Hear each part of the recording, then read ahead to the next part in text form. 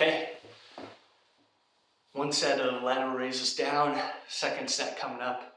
Got 15 reps on the first set. I kind of switch up how I do lateral raises.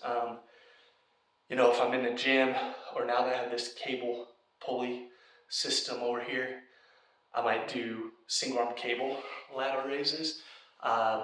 Sometimes if I'm just not caring I just want to get them in, I'll do standing dumbbell.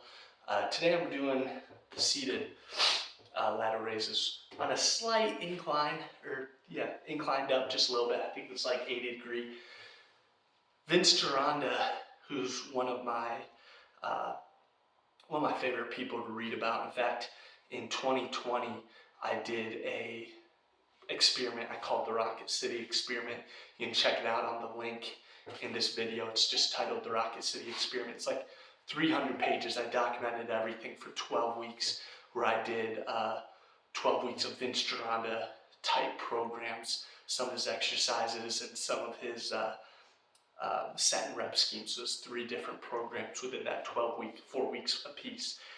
And anyway, it's pretty limited because I was in the process of moving. All I had in my garage was barbell, pull-up bar, and kettlebells. And the only dumbbells I had were 30-pounders. So it was I got pretty creative with it. But anyway, big tangent. Vince Gironda liked doing lateral raises on a slight incline. It's not something you see very much. Sometimes he even had it at a 30 or 40 degree incline. But I feel it best at about 80 degree personally. So it's something I'll sometimes play around with.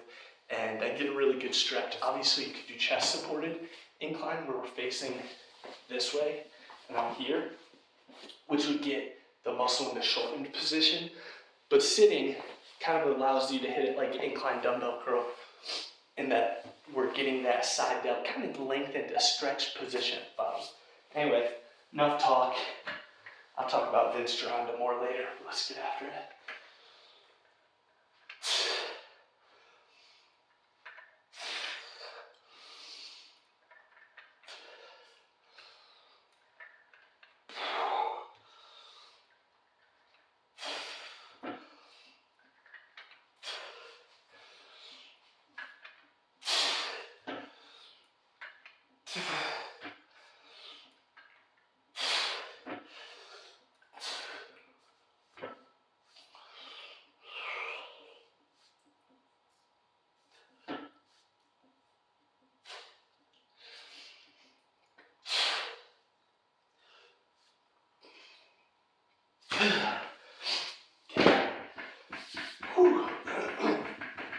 So I only got 10 full ones there, but on a lot of these isolation exercises, I like to push.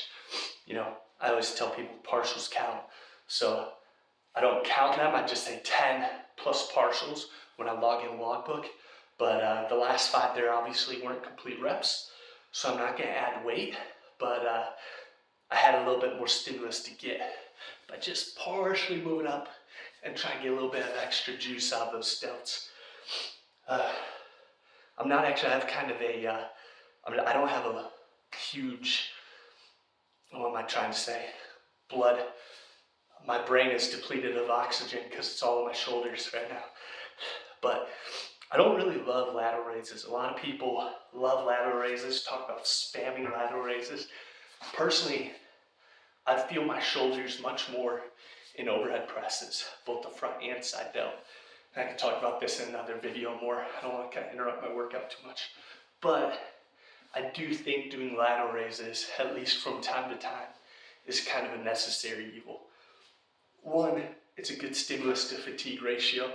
That is, you get good shoulder stimulus in a particular part of the shoulder, that side part of the shoulder, without a lot of central nervous system fatigue. And 2, I did incline dumbbell presses and pull-ups today. Sometimes doing a third compound exercise, like overhead presses, can just be really taxing, when you're doing consistently 3 compound exercises in a session. So I like mixing in lateral raises in there. They are good, and they do help. But in upper lower splits, I generally err on the side of doing compound, like shoulder pressing variations, since I'm only doing one shoulder exercise a session. Now, if I'm doing like push-pull legs, where I'm doing like 4 exercises in this session, I'll hit a overhead press and a lateral raise. I do 2 shoulder exercises on that. So anyway, lateral raises, I don't think they're all that they're cracked up to be, but they are good. They're a good movement to include in your training. Just don't prioritize them all the time over overhead presses, especially if you're a relatively new lifter. Prioritize those overhead presses, sprinkle in lateral raises to supplement your shoulder work.